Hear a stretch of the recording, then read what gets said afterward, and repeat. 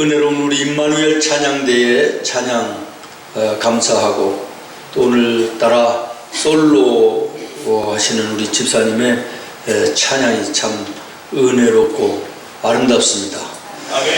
오늘 우리 예배를 하나님이 받으시며 또 우리는 그 예배 속에 말씀하시는 주의 음성을 영의 귀를 열어 듣고 지나온 전반기를 은혜 가운데 잘 정리하고, 또 이제 시작되어지는 6월의 후반기 시작을 우리가 말씀 안에서 새롭게 하는 귀한 은혜의 시간이 되기를 바랍니다. 설교 제목하고 본문을 보니까 오늘 말씀 감 잡았다 이런 분이 계실 수도 있습니다. 맞습니다. 그 말씀입니다.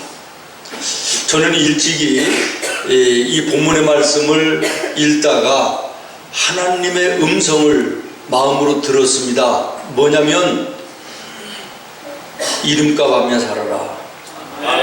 그 다음에 두 번째는 자리값 하며 살아라. 세 번째는 나이값 하며 살아라. 이런 음성이었어요. 그래서 제가 일찍이 이 본문을 가지고 가는 곳마다 설교를 했습니다.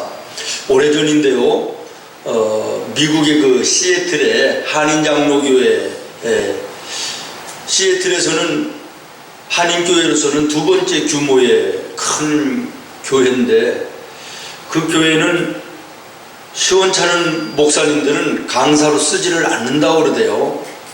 우리나라의 그 스타 텔레비에 나오는 강사 목사님들 아니면 또 우리 합동 측이니까 총신대 총장님이시든지 뭐 이런 분들만 부흥 강사로 이렇게 모신다 그래요. 근데 어쨌든 무명의 부천의 한철희 목사가 그 교회에 부흥회를 하게 됐어요. 근데 첫날부터 얼마나 은혜와 뜨거움의 열기가 가득한지 놀랍게 은혜들을 받더라고요. 끝나고 나서 그 목사님이 그런 말씀을 하세요. 목사님, 사실은 재작년에 우리나라의 텔레비에 나오는 유명한 목사님 부흥회를 했고, 지난 해에는 총신대 신성종 목사님이라고 계신데 아주 훌륭하신 분이죠. 학자시죠. 근데 이제 부흥회를 하다가 나흘간 할 것인데 이틀하고 그만뒀다 그래요. 모이지를 않아서. 그렇게 큰 교회에 집회가 안 될 정도였다 그래요. 근데 이번 집회에 정말 이 근래에 보기 드문 큰 은혜들을 받았습니다. 그래요. 그래서 어쩐 이유인가 그랬더니, 미국에 오셔서 부흥회를 하시고 설교하시는 목사님들은 뭐 10이면 10명이 다 같이 무슨 말씀을 전하냐면, 미국 땅에 와서 얼마나 사느라고 힘들고 고생이 많습니까? 위로하고 축복하고 전부 다 그런 말씀들이라는 거예요. 근데 제가 첫날부터 이름값 보며 사냐, 한국에서는 훌륭한 장로님으로, 권사님으로, 집사님으로 그렇게 신앙생활 잘하다가 미국에 와서 먹고 살기 힘들다고 바쁘다고 그 이름값 제대로 하며 살고 있냐? 바로 해라. 집에서는 부모의 이름값 제대로 합니까? 이러면서 설교를 하는 거예요. 자리값은 제대로 합니까? 장로라고 그러면서, 권사라고 그러면서, 집사라고 그러면서 좋은 자리는 자리에 앉아서 대접을 받으려고 그러면서 여러분 자리값 하며 삽니까? 세상에 나가서도 좋은 자리는 탐하면서도 그 자리를 앉으면 자리값을 해야지 제대로 된 자리값 하며 삽니까? 나이값은 어떻습니까? 예수 믿은 지가 10년, 30년, 50년 됐다 연조는 자랑하면서 사는 모습은 제대로 살고 있습니까? 그러면서 이제 설교를 하니까 지금까지는 위로하고 축복하고 이것만 듣다가 말씀으로 꾸짖는 소리를 들으니까 정신이 바짝 나는 거예요. 그렇다. 우리가 이 영만리 미국 땅에 와서 먹고 살겠다고 정신없이 바빠서 정말 내가 하나님의 교회에 직분 맡은 이름값을 나는 못했구나. 자리만 차지하고 있었지 정말 자리값을 못하는 신앙생활을 했구나. 정말 내가 예수 믿은 연조는 자랑하면서 신앙의 다리값을 하지 못하고 오늘 내가 이렇게 살고 있구나. 그러면서 찔림 속에 큰 은혜가 되고요. 그래서 끝나고 나서요 조용히 얘기하시더라고. 다른 목사님들은 이만큼 사례비를 드렸는데 목사님은 따블이에요.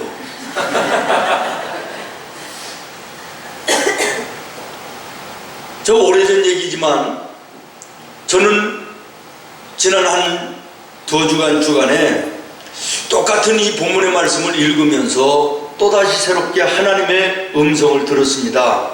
뭐냐면 회개하라 라는 음성이에요. 여러분, 오늘 이 본문이 우리에게 전하는 메시지가 무엇입니까? 회개하라는 거예요. 무화과 나무는 이제까지 열매를 맺을 수 있는 기회가 무려 3번씩이나 있었어요. 그러나 불충성했습니다. 열매를 맺지 못하는 겁니다. 그래서 찍어버리라고 하는 주인의 선고가 떨어진 거예요. 여러분, 여기서 지금 이 무화과 나무가 살 수 있는 방법이 무엇입니까? 오직 하나입니다. 열매 맺지 못했음을 회개하고 용서를 구하는 거예요. 아멘. 세상에 언제나 잘하기만 하는 사람은 없습니다. 누구나 실수를 할 수도 있고 잘못을 할 수도 있고 부족하기도 할 수 있고 심지어는 위기를 만날 수도 있습니다. 여기서 우리는 지나온 2016년의 전반부를 돌아봐야 됩니다. 좀 더 아름다운 열매를 맺지 못한 것을 회개하고 또 용서를 받고 후반기를 시작해야만 이 한 해가 소망 있는 한 해가 되는 것입니다. 아멘. 모든 운동 경기에는요 하프타임이 있습니다. 그래서 전반전에 우리가 가지고 있었던 작전이 제대로 펼쳐졌으며 무엇이 문제가 있었는가 이런 것을 잘 점검하고 그리고 후반전에는 우리가 어떻게 뛸 것인가 이것을 또 한번 확인하며 후반전에 들어갈 때 그 경기가 승리의 아름다운 경기가 될 수 있는 것처럼 한 해의 전반기를 바치는 5월의 마지막 이 주일에 지나온 전반기를 우리가 하나님의 말씀 앞에 내어놓고 점검하면서 말씀의 거울에 비춰진 나의 삶의 모습을 돌아봐야 되겠다라는 거예요. 아멘. 이것이 주님이 원하시는 삶이고 믿음의 성도들의 지혜인 줄로 믿습니다. 아멘. 아주 우애가 좋은 형제가 살았는데요. 형은 아주 똑똑해요. 나라에도 크게 기여를 하고요. 그래서 왕으로부터 막 표창도 받고 이런 형인데 동생은 형편없어요. 실수를 해가지고 동생이 살인을 해요. 그래서 사형 언도를 받아요. 이제는 동생은 죽어야 돼요. 안타까운 형님이 너무 마음이 아파서 왕을 찾아가서 부탁을 합니다. 정말 충신이고 나라에 큰 공을 세운 신하기 때문에 이 왕이 이 형님의 말을 들어서 동생을 한번 살려준다고 하는 사면장을 써주는 거예요. 그래서 형님이 사면장을 가지고 동생을 찾아와요. 감옥에 갔어요. 그리고 물어요. 야, 너 이제 혹시 이 감옥에서 죽지 않고 나가면 가장 먼저 무슨 일을 할래? 그리고 물어봤더니 동생이 뭐라고 얘기하냐면 나를 여기에 오게 한 놈들은 내가 차례차례 전부 다 죽이겠다 이렇게 얘기를 하는 거예요. 그래서 형님이 눈물을 머금고 품에다가 넣고 간 사면장을 그대로 들고 돌아오고 그 동생은 그대로 사형을 당했다라고 하는 이런 얘기입니다. 그렇습니다. 회개 없이는 용서가 없는 것이고 용서를 받지 않으면 내일은 없는 것입니다. 아멘. 예수님이 이 땅에 오신 가장 큰 목적이 무엇입니까? 용서입니다. 아멘. 죄인된 나와 여러분의 부족과 연약함을 용서하시기 위해서 이 땅에 오신 것입니다. 아멘. 이것이 예수님이 이 땅에 오신 목적입니다. 그래서 마가복음 2장 17절에 보면 건강한 자에게는 의사가 필요 없고 병든 사람에게야 의사가 필요한 것이 아니냐. 나는 의인 죄 없는 사람들을 부르려고 온 것이 아니라 죄인들을 부르러 왔다. 아멘. 죄인들이 아무리 큰 죄를 졌을지라도 내게 와서 용서를 빌면 내가 그 죄를 용서하고 그리고 내가 그를 구원하기 위해서 이 땅에 오셨다고 말씀하고 있는 것입니다. 이사야서 1장 18절에 말씀합니다. 너희의 죄가 주홍같이 붉을지라도 눈과 같이 회개하면 용서해 줄 것이고 진홍같이 붉을지라도 회개하기만 하면 양털처럼 하얗게 용서해 주겠다라는 것입니다. 그렇습니다. 사랑하는 성도 여러분, 회개 없이 용서는 없는 것입니다.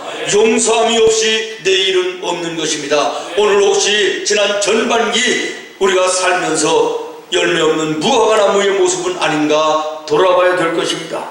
아멘.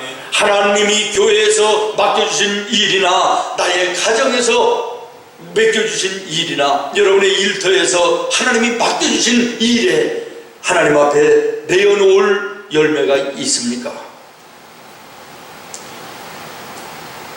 회개에는 용서가 있습니다. 용서 뒤에는 새로운 시작이 있습니다. 그러나 회개가 없는 곳에는 내일이 없음을 기억하시기를 바랍니다. 아멘. 전반기를 지나며 후반기를 맞이하는 오늘 5월의 마지막 주일, 교회에서 가정에서 나의 삶의 일터에서 정말 열매 풍성한 무화과나무의 모습인가, 아니면 내놓을 것 없는 열매 없는 무화과나무의 빈 모습은 아닌가 돌아봐야 되겠다라는 것입니다. 그 다음에 두 번째, 저는 음성을 들었습니다. 기회는 항상 있는 것이 아니다 라는 것입니다. 따라하겠습니다. 기회는 항상 있는 것이 아니다. 항상 있는 것이 아니다. 아멘. 아멘. 포도원지기가 포도원 주인에게 간청합니다. 1년만 더 기회를 주십시오. 한 번만 더 기회를 주세요. 무화과나무는 이제 한 번만의 기회를 받을 수밖에 없었습니다. 두 번 다시 기회가 없을지도 모릅니다. 마지막일 수도 있습니다. 이 기회를 놓치면 죽음인 것입니다. 구약에 보면 요나가 있습니다. 여러분, 나에게 주시는 기회가 항상 있는 것이 아니기에 하나님이 나에게 기회를 주셨을 때 그 기회를 붙들어야 되는 것입니다. 아멘. 그 기회를 선용해야 되는 것입니다. 아멘. 하나님의 뜻대로 사용해야 되는 것입니다. 아멘. 요나가 불순종하고 타시스로 도망갈 때 풍랑이 밀려오고 배가 뒤집어지며 고기 속에 뱃속에 들어가는 위기를 만나게 됩니다. 하나님께 부르짖어 기도합니다. 다시 말하면 회개합니다. 한 번만 기회를 주시고 용서해 주십시오. 하나님, 회개하며 용서를 구하는 자에게 반드시 한 번의 기회를 주시는 것입니다. 아멘. 요나는 이 기회를 붙들고 니느웨로 가서 회개를 외쳐 하나님의 나라를 그 땅에 이루는 위대한 일을 이루었습니다. 아멘. 신약성경에 보면 날 때부터 눈을 보지 못하는 장님이었고, 그래서 거지였던 바디메오, 예수님이 지나가시는 그 기회를 놓치지 않고 예수님을 불러 만남으로 그의 인생이 달라졌음을 여러분은 잘 압니다. 아멘. 그렇습니다. 사랑하는 여러분, 실수와 실패와 어려움 앞에 회개하면 하나님이 용서하시고 한 번의 기회를 주시는 것입니다. 아멘. 오늘 이 아침 나와 여러분 예배 속에 회개할 일이 있으면 회개해야 될 것입니다. 아멘. 하나님이 용서해 주실 것입니다. 아멘. 그리고 또다시 한 번 우리에게 인내하시며 기회를 주실 것입니다. 아멘. 지난 전반기 우리의 삶에 열매가 없었을 수도 있습니다. 아니, 열매는커녕 실패요 마이너스 인생을 살았을 수도 있습니다. 로버트 슐러 목사님은 이런 말씀을 했습니다. 실패라고 하는 것이 당신을 실패자라고 의미하는 것이 아니라 다만 성공에 이르지 못했을 뿐이다 라는 것을 의미하는 것이다. 맞는 말입니다. 열매가 없고 실패했을지라도 마이너스 인생을 살았을지라도 그것이 우리의 실패가 아니라 하나님 앞에 무릎 꿇어 회개하면 하나님 용서하시고 아멘. 다시 한번 기회를 주시며 그 기회를 붙들을 때 우리는 열매 풍성한 아름다운 인생으로 바뀔 수 있음을 기억하시기를 바랍니다. 아멘. 빅터 프랭클린이라는 유명한 의사이기도 하고 심리학자며 저술가인 분이 있습니다. 이분은 그 유명한 아우슈비츠 포로 수용소에서 유태인들이 600만이 처참하게 학살을 당할 때 살아남았던 사람이고, 그래서 그 후에 그분이 자기의 쓴 책에 그런 간증을 하나 써놓은 것을 보았습니다. 뭐냐 그러면 3사람씩 나무에다가 묶어놓고 동맥을 끊어서 사람을 죽이는 것을 모든 유태인들, 감옥에 갇혀있는 유태인들이 보는 앞에서 보게 하고 그렇게 죽이는 거예요. 그리고 그 밑에 양동이를 놓고 피가 어느 정도 떨어지면 사람이 죽나 라고 하는 것을 실험하면서, 그리고 그 유태인들을 협박하기 위해서 쳐다보게 하고 죽이는 거예요. 그러다가 갑자기 쳐다보고 있는 죄수들 중에 3명을 선택해가지고 또 옆에 있는 나무에다가 묶어놓고 동맥을 끊는 거예요. 3명이 눈을 가리고 동맥을 끊는데 옆에 있는 사람들이 양동이에 피가 고이는 것보다 훨씬 덜 찼는데도 이 양쪽에 있는 사람들이 죽는 거예요. 그런데 유독 가운데 있는 사람은 죽지 않아요. 그래서 가만히 봤더니 이 가운데 있는 유태인이 기도를 하는 거예요. 하나님, 내가 이렇게 죽는 거 너무 하나님 앞에 부끄럽습니다. 내가 하나님 앞에 서면 부끄러워서 할 말이 없는데 한 번만 기회를 주셔서 살려주시면 내가 하나님 앞에 정말 부끄럽지 않은 삶을 내가 살겠습니다. 이런 기도를 하고 있었다라는 거예요. 그런데 사실은 보니까요, 옆에 죽은 사람들을 동맥을 끊는 것이 아니라 끊는 척을 하면서 테이프를 붙이고, 그리고 물이 떨어지는 소리로 핏방울이 떨어지는 것처럼 효과를 내가지고 사람의 심리가 어떻게 변하는지를 실험하기 위해서 이 나치들이 그런 실험을 했다는 거예요. 그러니까 피가 떨어지는 게 아니에요. 살 수 있는 것인데 마음의 두려움과 공포가 오니까 그냥 죽어버렸다는 거예요. 그러나 가운데 있는 이 알고 보니까 유대인 랍비였다 그러는데, 이분은 하나님께 한 번만 기회를 달라고, 내가 부끄럽지 않게 살고 하나님 앞에 서겠다고 한 번만 기회를 달라고 간절히 기도하는 이 사람은 아무런 심리의 변화 없이 평안하게 생명을 유지할 수 있었다라는 것입니다. 아멘. 무슨 얘기를 제가 여러분들에게 드리고 싶은가 그러면, 기회는 언제나 나에게 있는 것은 아니다라는 거예요. 하나님이 내게 주신 기회를 잘못 살았으면 회개하라는 거예요. 아멘. 회개하면 하나님이 용서해 주신다는 거예요. 살려주신다는 거예요. 그리고 또 한 번의 기회를 주신다는 거예요. 아멘. 오늘 이 말씀을 통하여 지나온 한 전반기를 우리가 믿음 안에 다시 한번 확인하는 은혜가 있기를 바랍니다. 아멘. 마지막으로 3번째 음성입니다. 따라하겠습니다. 결단하고 일어나라. 결단하고 일어나라. 결단하고 일어나라. 결단하고 일어나라. 여러분, 오늘 이 말씀의 메시지가 이겁니다. 결단하고 일어나라는 거예요. 아멘. 오늘 본문 8절을 여러분 주목해서 보시기를 바랍니다. 대답하여 이르되 주인이여 금년에도 그대로 두소서. 내가 두릅하고 걸음을 줄이니. 9절입니다. 이후에 만일 열매가 열면 좋거니와 그렇지 않으면 찍어버리소서. 여러분, 이 말씀 속에는 비장한 결단이 들어있지 않습니까? 아멘. 이 포도원 지기의 비장한 결단의 음성을 열매 맺지 못한 무화과 나무는 옆에서 들었을 것입니다. 오늘 이 아침 열매 없는 무화과 나무 같은 나와 여러분이라 할지라도 그 그 음성을 영의 귀를 열어서 들을 수 있을 줄 알아야 되겠습니다. 아멘. 사랑하는 성도 여러분, 결단하고 일어나야 되지 않겠습니까? 아멘. 기회가 항상 있는 것이 아님을 우리가 깨달아야 되지 않겠습니까? 아멘. 죄송한 얘기지만 저는 지난 주간 충격적인 사건 앞에서 정말 나의 인생을 다시 한번 점검하는 귀한 시간을 가졌습니다. 장례식을 집례하면서 정말 인생이라는 것이 이것인데 내가 오늘 제대로 살고 있는가를 철저하게 내 자신을 점검하는, 죄송하지만 저에게는 은혜로운 시간을 가졌습니다. 우리 함께 예배하던 우리 믿음의 성도 유은숙 성도님의 남편 되시는 어르신이 신앙생활을 잘 하셨대요. 근데 이런저런 이유로 잠시 동안 교회를 떠나 계시는 상황이었고, 아내 되시는 그분은 저희 교회에 우리 아시는 집사님들을 통하여 신앙생활을 하신 지가 그래도 꽤 됐습니다.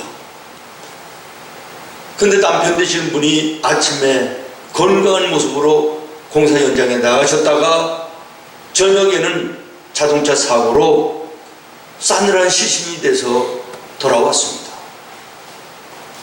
정말 하늘이 무너지는 이런 엄청난 사건 아닙니까? 우리 인생이 그래요. 아침에는 건강했지만 저녁까지 건강하라는 보장이 없는 것이 우리 인생입니다. 저녁에는 고온하게 잠들지만 아침에는 건강하게 일어나라는 보장이 없는 것이 우리 인생인데, 우리는 100년, 1000년 살 것처럼 살지 않습니까? 나에게 예배할 수 있는 기회에 하나님의 교회를 통하여 주신 직분을 가지고 섬기며 봉사하고 헌신할 수 있는 기회에 내게 있는 건강, 내게 있는 물질, 내게 있는 달란트, 주님을 위해서 쓸 수 있는 기회가 언제나 한정없이 있을 것이라고 착각하고 사는 그야말로 엄청난 착각의 삶이 오늘 나와 여러분의 삶이 아니냐라는 거예요. 다시 말씀드립니다. 여러분 이 자리에 예배하고 있지만 다음 주일날도 여러분 앉아있는 이 자리에 찬양할 수 있다고 하는 자신이 있습니까? 예배할 수 있다고 하는 보장이 있습니까? 이런저런 일로 시험 들어 교회를 멀리하고 예배를 멀리하고 하나님을 멀리하고 그때 내 인생의 마지막이 오면 어떻게 할 것입니까? 설령 하나님 앞에 섰다 할지라도 얼마나 부끄러운 모습일 것이냐라는 것입니다. 다시 말씀드립니다. 결단하고 일어나라고 말씀하십니다. 아멘. 오늘 말씀이 우리에게 외칩니다. 결단하고 일어나라. 아멘.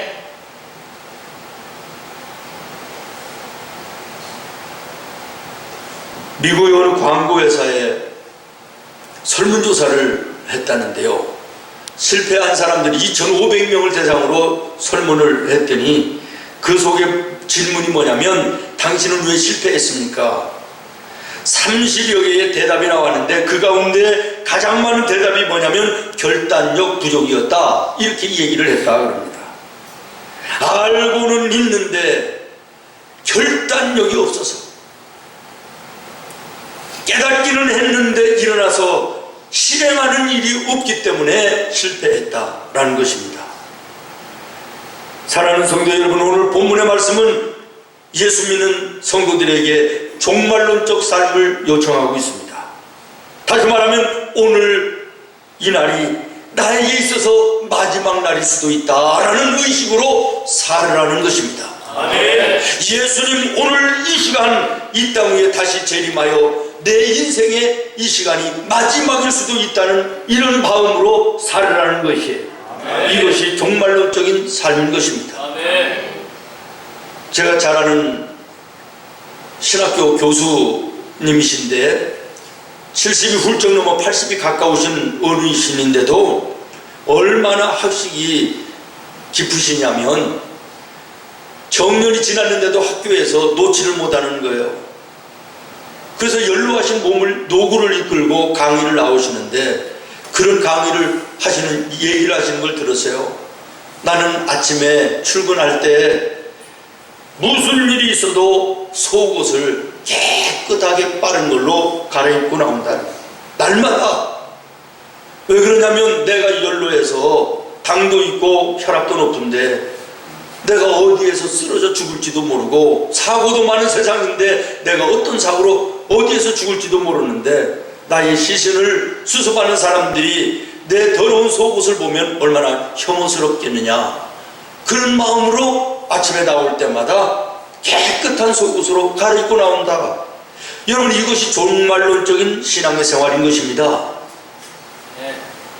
선배 목사님이 그런 말씀을 하셨어요. 나는 설교하기 위해서 강단에 올라갈 때마다 이 설교가 마지막이라고 하는 심정을 가지고 올라가신다 그래요. 그래서 제가 감동이 돼서 나도 그런 마음으로 목회를 해야 되겠다, 설교를 해야 되겠다 그러는데 아직까지 젊어서 그런지 잘 안 돼요. 그런 마음, 그런 결단 잘 안 돼요. 이것이 우리 인생입니다. 인간입니다. 연약한 모습인 것입니다. 사랑하는 성도 여러분, 말씀을 정리하려고 해요. 열매 없는 무화과 나무의 비유, 정말 귀에 딱지가 돋도록 들은 말씀 아닙니까? 아, 그 말씀 무슨 얘기 하는지 알겠다. 여러분, 아는 것으로 무슨 의미가 있는 것입니까? 일어나야 됩니다. 아멘. 행해야 됩니다. 아멘. 아버지 하나님의 살아계심을 우리의 삶의 현장에서 체험하지 못하는 이유가 어디 있습니까? 알기는 아는데, 믿어지기는 믿어지는데 생활 속에서 행함이 없습니다. 교회 회개년도는 11월이기에 5월달로 전반기가 마무리되고 6월달부터 후반기가 시작됩니다.